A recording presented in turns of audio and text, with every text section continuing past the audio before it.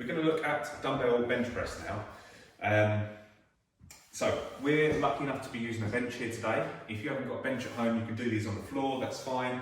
Your range of motion will be slightly restricted by the floor, how far you can get your elbows back. Before we dive into this movement and pick up the dumbbells, we're going to get Vicky to assess her active range of motion. So her active range of motion is going to be the range of motion that she can actively control and where she's got the ability to contract her muscles within.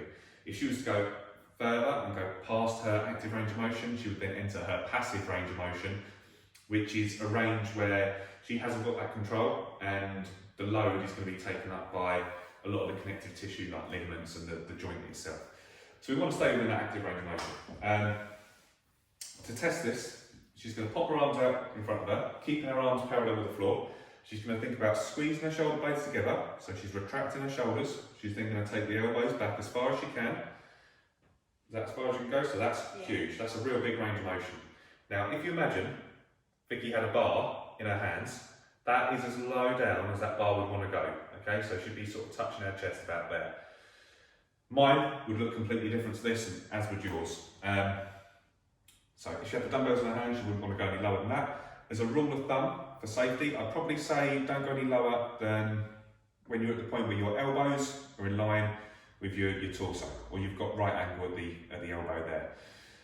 Just for safety as a general rule of thumb. I mean, it's not specific to everyone, but generally if you've got a slightly bigger rib cage, a slightly steeper sternum angle, you can get away with going a little bit further for reasons that I won't go into on this video.